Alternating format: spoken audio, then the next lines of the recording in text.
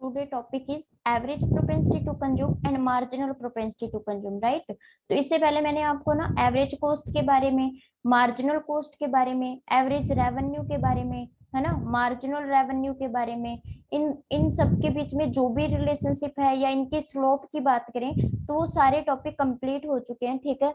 तो आप वो पिछली जो भी वीडियो है उन सभी को कवर कर लीजिएगा। देन आज का जो टॉपिक है वो है average propensity to consume, average propensity to consume and marginal propensity to consume, MP, marginal propensity to consume, C. Okay, तो आपको ये देखना होगा सबसे पहले कि जो सी है, जो कंजम्पशन है, वो किसका फंक्शन होता है, वाई का फंक्शन।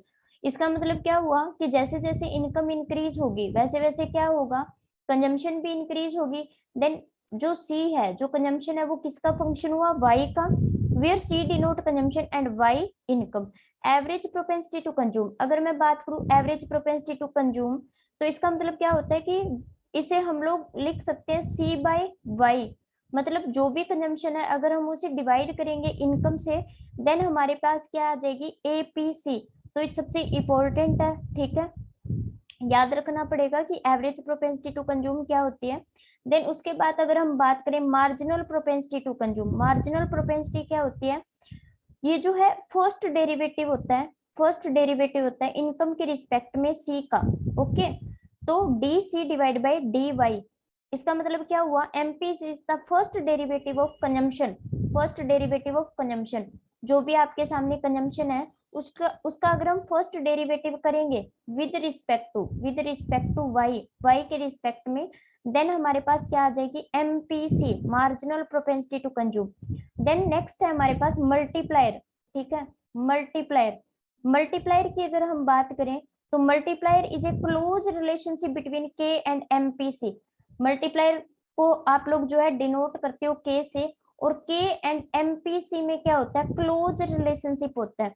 तो आप इसे किस तरह से डिफाइन करोगे, k is equal to 1/1 minus MPC. Okay, k is equal to 1/एमपीसी, या फिर आप डिनोट कर सकते हो 1/एमपीएस, मार्जिनल प्रोपेंसिटी टू सेविंग। ऐसा क्यों हुआ इसके बारे में मैं नेक्स्ट आपको बताती हूँ, ऐसा कैसे हो सकता है। मल्टीप्लायर वाला भी टॉपिक मैंने करवा रखा है, देन उसमें अच्छे से देख लीजिएगा मल्टीप्लायर। तो मल्टीप्लायर का और एमपीएस सेविंग के साथ नेगेटिव रिलेशन होगा और एमपीसी के साथ पॉजिटिव रिलेशन होगा, ठीक है। तो जैसे जैसे एमपीसी आपकी कंजम्पशन जो है इंक्रीज होगी, मल्टीप्लायर के भी इंक्रीज होगा। बट अगर हम बात करें एमपीएस की, एमपीएस मतलब मार्जिनल प्रोपेंसिटी टू सेविंग, तो जैसे जैसे सेविंग इंक्रीज होगी मल्टीप्लायर कम होता जाएगा, क्योंकि सेविंग होने का मतलब है कि जो भी पर्सन है, जो भी इन्वेस्टर्स हैं, वो सेविंग कर रहे हैं, सेविंग ज्यादा कर रहे हैं, और जो इन्वेस्टमेंट है उसे कम कर रहे हैं। तो जैसे जैसे इन्वेस्टमेंट कम होता जाएगा, देन आप अच्छे से जानते हो इनकम में कोई इंक्रीमेंट नहीं होगा उतना। सो इसलिए जो मल्टीप्लायर होता है वो भी कम हो जाता है। सो हम बोल सकते हैं कि मल्टीप्लायर में और एमपीएस में क्या होता है, नेगेटिव रिलेशन होगा। क्या होगा, नेगेटिव रिलेशन होगा। बट अगर हम बात करें एमपीसी एंड के की, तो इन दोनों में क्या होगा, पॉजिटिव रिलेशन होगा। क्या होगा, पॉजिटिव रिलेशन होगा, ठीक है। तो आपने क्या ध्यान में रखना है, आपने एक तो मल्टीप्लायर का फॉर्मूला ध्यान में रखना है ये वाला, और आप सेकेंडली आप इसे इस तरह से भी डिनोट कर सकते हो। तो ये दोनों आपने अपने माइंड में याद रखने हैं, राइट। इसके बाद अगर हम बात करें एमपीएस की, एमपीएस का मतलब क्या हुआ, मार्जिनल एपीएस, ठीक है। एपीएस की बात कर लेते हैं सबसे पहले, average propensity to saving.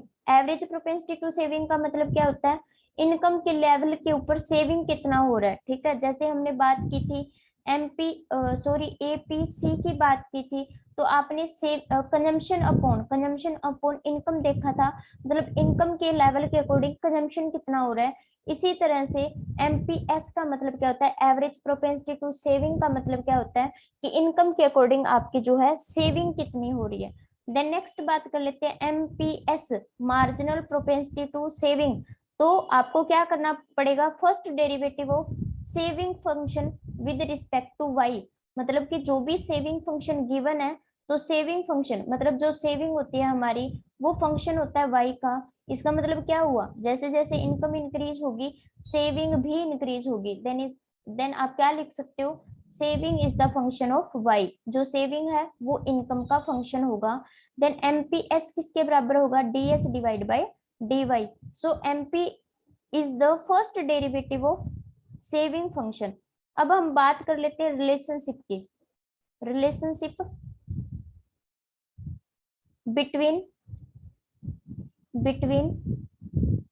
A P C and APS, इन दोनों में क्या रिलेशन है। तो आपने याद रखना है, इन दोनों का रिलेशन आपने याद रखना है कि जो एपीसी है प्लस एपीएस करें तो इक्वल टू क्या होगा, 1 होगा, मतलब इन दोनों का जो एडिशन है वो 1 होगा। देन नेक्स्ट अगर हम बात करें रिलेशनशिप बिटवीन, ठीक है, बिटवीन एमपीसी एंड एमपीएस, तो अगर इन दोनों की बात करें तो एमपीसी प्लस एमपीएस, इन दोनों का एडिशन क्या होगा, 1 के बराबर होगा। तो ये दोनों आपने अच्छे से याद में रखना है कि इन दोनों का एडिशन 1 के बराबर होगा, और यहाँ पे इन दोनों का जो एडिशन है वो इक्वल टू 1 होगा। जो भी वैल्यू हमें जरूरत होगी हम इनका यूज करेंगे। सो आपने ध्यान में रखना है कि इन दोनों का जो एडिशन है वो 1 के इक्वल होगा।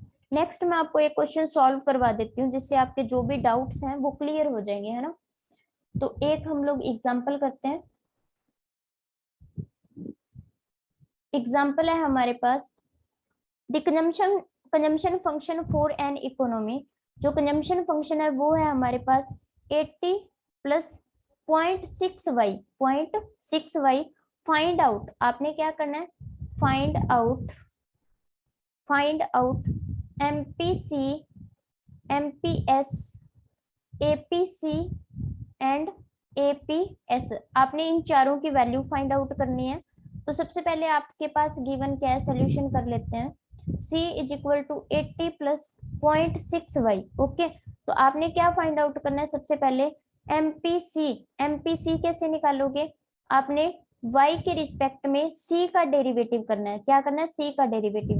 तो c की वैल्यू तो गिवन है, y के रिस्पेक्ट में अगर डेरिवेटिव करते हैं तो ये तो कांस्टेंट है, और ये यहाँ पे क्या आएगा, 0.6, क्या आएगा, 0.6 आएगा। देन सेकंड अगर हम बात करें, सेकंड है हमारे पास s is equal to, saving कैसे निकालते हो, सेविंग निकालने के लिए इनकम में से कंजम्पशन को माइनस करना पड़ता है। मान के चलिए आपकी इनकम 100 है, ओके, और आपने जो है खर्चा जो है वो 60 रुपीज का कर लिया, तो सेविंग कैसे निकालोगे, y माइनस सी, मतलब 100 माइनस 60 कितना आ गया, 40। तो 40 की आप क्या कर रहे हो, सेविंग कर रहे हो ना, तो इसीलिए सेविंग कैसे निकालोगे, y माइनस सी। तो क्या करोगे, y माइनस सी की वैल्यू पुट कर देते हैं 80 प्लस 0.6y। ओके, देन क्या आएगा, y माइनस 80 माइनस 0.6y। अब यहाँ पे 1 है और यहाँ पे 0.6 है, तो 1 में से 0.6 अगर माइनस करते हो तो क्या आएगा हमारे पास यहाँ पे 0.4, है ना। तो सेविंग की वैल्यू कितनी आ गई, माइनस 80 और प्लस 0.4y, है ना। इसके बाद क्या निकालोगे, आपने फर्स्ट एमपीसी भी फाइंड आउट कर लिया, और यहाँ पे एमपीएस फाइंड आउट करने के लिए आपको क्या करना पड़ेगा, एमपीएस फाइंड आउट करने के लिए आपको डेरिवेटिव करना पड़ेगा इनकम के रिस्पेक्ट में सेविंग का, है ना। तो सेविंग अभी आपने निकाल रखी है, तो आप इसका डेरिवेटिव कर दीजिए, तो -80 जीरो बन जाएगा, और यहाँ पे 0.4 आंसर आएगा। तो एमपीएस कितना आ गया फाइनली, 0.4। ओके, 0.4। देन थर्ड की बात कर लेते हैं, हमने क्या निकालना है, MPC APC average propensity to consume. Average propensity to consume C upon Y होगा, और सी की वैल्यू हमारे पास है 80 plus 0.6y divide by Y. तो आप इसे अलग अलग कर सकते हो ना, तो 80 डिवाइड बाई वाई प्लस 0.6, है ना, और y डिवाइड बाई वाई तो कट हो जाएगा ना, क्योंकि y बाय y जो है कट हो जाएगा यहाँ पे। देन आप क्या निकालोगे, एपीएस, एस निकालोगे, सेविंग निकालोगे तो क्या करना पड़ेगा, s अपॉन y करना पड़ेगा। तो s की वैल्यू है हमारे पास -80 प्लस 0.4y, तो डिवाइड बाय क्या करोगे, y करोगे, इसे भी आप सेपरेट करते हो तो -80 अपॉन y और प्लस यहाँ पे 0.4 बचेगा, 0.4। तो ये हमारे पास फाइनली क्या आ गए आंसर्स।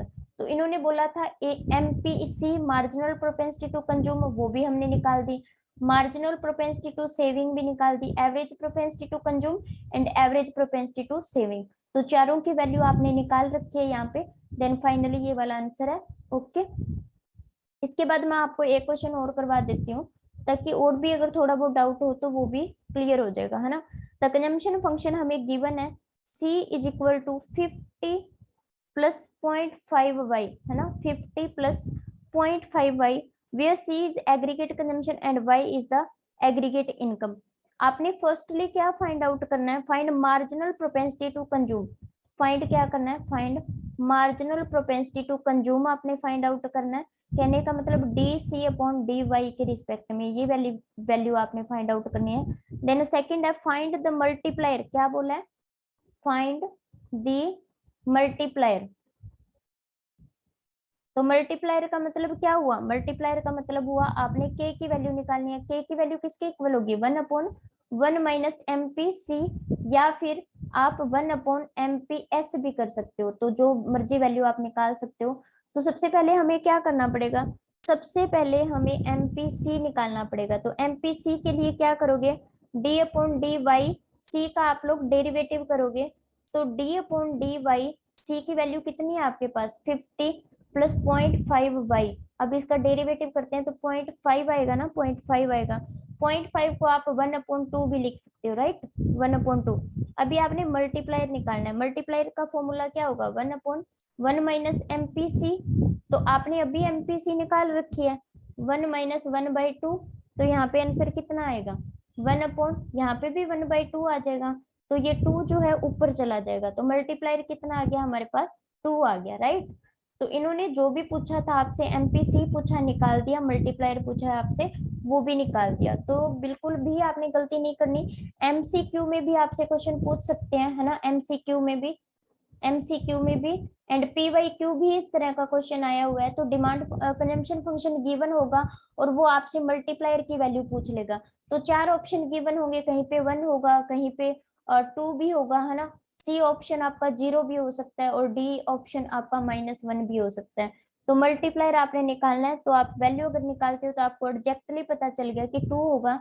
तो इसका ऑप्शन क्या आएगा, बी पार्ट आएगा, राइट, बी पार्ट। तो इस तरह से आपसे क्वेश्चंस पूछ सकते हैं, तो आप कोई भी गलती नहीं करोगे। इसके अलावा कोई भी अगर डाउट होता है ना, कोई भी अगर डाउट होता है देन आप कमेंट बॉक्स में पूछ सकते हो। जब भी मैं नेक्स्ट लेक्चर लूंगी तो आपका जो डाउट है वो भी सॉल्व हो जाएगा। ओके, मिलते हैं नेक्स्ट वीडियो में। Okay, bye.